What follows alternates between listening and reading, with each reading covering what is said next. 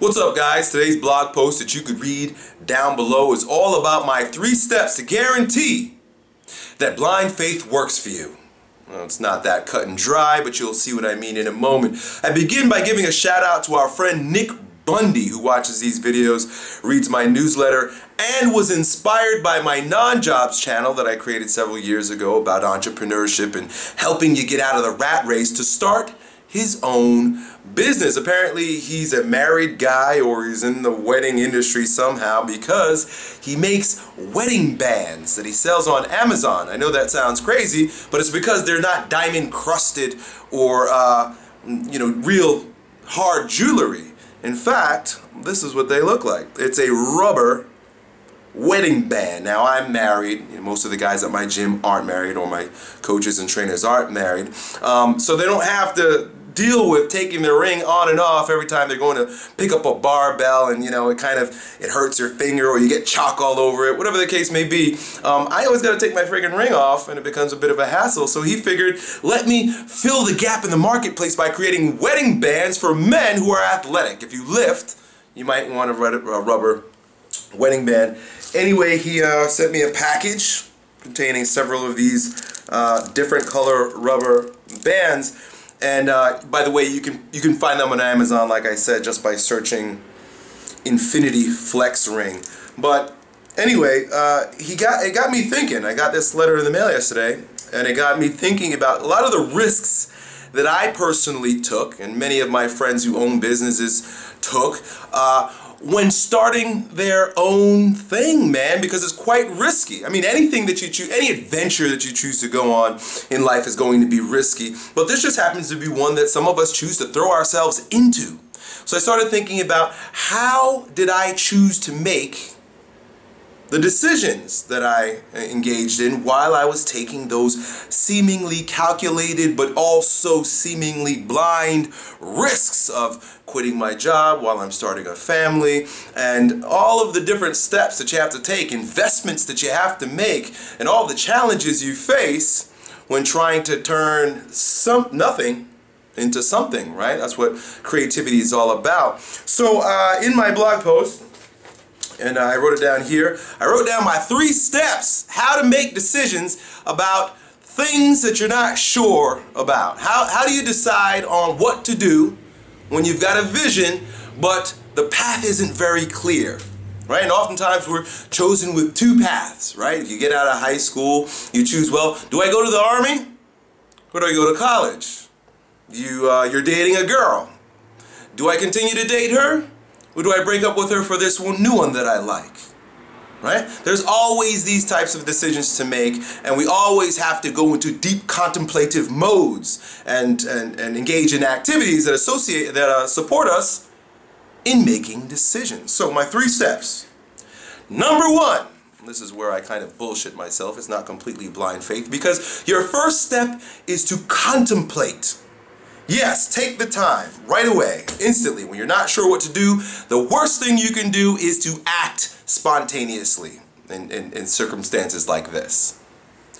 Take your time, I say, sleep on it. And while you're sleeping on it, while you're gathering data, while you're mulling it over, I want you to consider this one question. What is the worst that could happen if I choose A? And can I live with it? And then you ask yourself the same thing with decision B. What is the worst, absolute worst, that could possibly happen if I choose B? And can I live with it? I remember when I decided to quit working at the fitness gym and open my own, I never opened shit. I opened my van, the doors to my van, and started training people out in the park several years ago when I began my business. And I'd ask myself, what's the worst that could possibly happen? Say nobody signs up for my classes, nobody hires me as a trainer, I've got a home, and I've got a wife, and I've got a baby, and I've got another child on the way. If this shit doesn't work out, what's the absolute worst that could happen? And I really thought it over. You know, and I really decided that the absolute worst that could happen is that nobody hires me, I don't have any money, I will default on my loans, student loans, I'll default on my credit card loans, I'll probably have to move my family out of my house. The worst that could happen, luckily I have a little bit of a safety net, as most of us do, the worst that could happen is I can send my wife to go live with her parents or my parents with my baby while I continue to live in my van and make this shit work, because I wasn't going to give up no matter what. That was the absolute worst that could happen. In fact, along the way, a few other steps intervened. There were a few steps that happened in between, and I had to lean on, and people were there to help me make the thing happen, so it never really fell rock bottom. But I set myself up for it. I said, what is the absolute worst that could happen? And I painted that picture and asked myself, can I live with that? Can I live with my family leaving me to go stay with their family, with my parents or her parents? And can I live in my van, living off of rainwater and crackers, right? That would be the worst. Then I get dysentery and have diarrhea that dehydrates me and my eyeballs fall out, right? That might happen. It could happen. Could you deal with it? The next step, after you've contemplated and dug deeply into the question whether or not I could handle the worst that could happen, you now have to choose. But you choose with a fucking sword. Bang! Right? You do this by creating a deadline for yourself.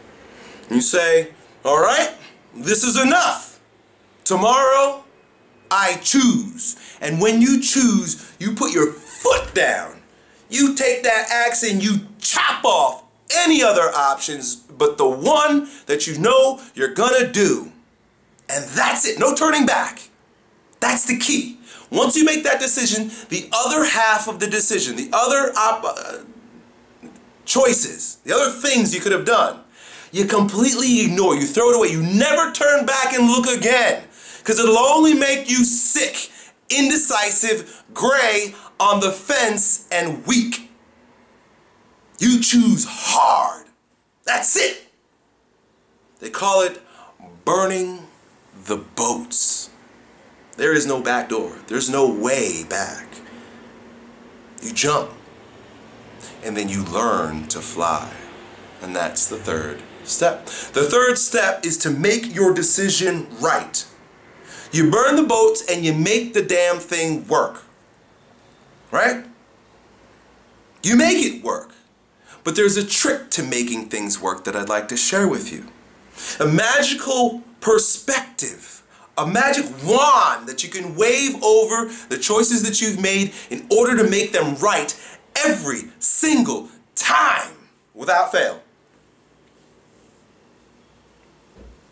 Successful people don't make the right decisions. They make their decisions right by always seeing the silver lining.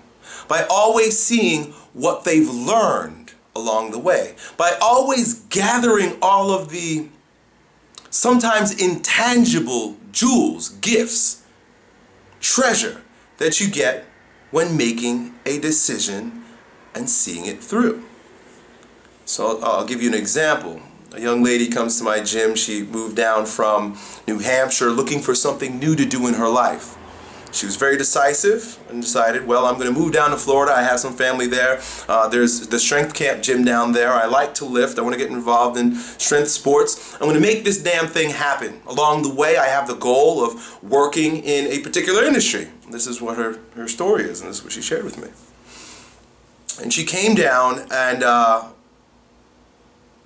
things weren't working out the way she planned. Right? Because this is the thing about making decisions. We make decisions based on what we think should happen.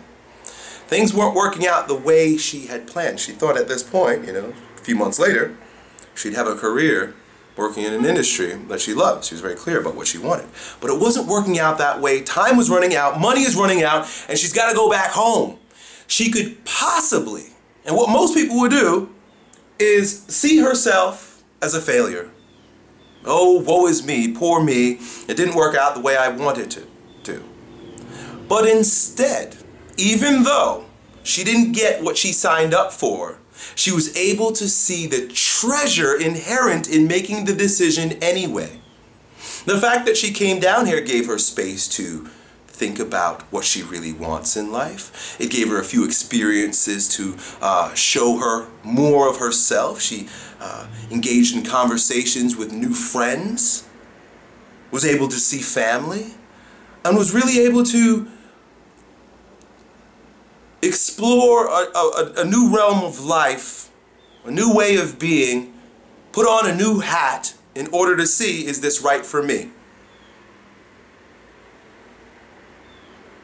And then she adjusted, making the decision right by seeing the silver lining. So that's it, my friends. Those are the 3 steps to guaranteed success through blind faith. Of course, you're thinking about it, do so. Contemplate, sleep on it. Number 2, choose. And the blind faith comes in when you make that decision and do not turn your back. Burn the fucking boats and go. Done.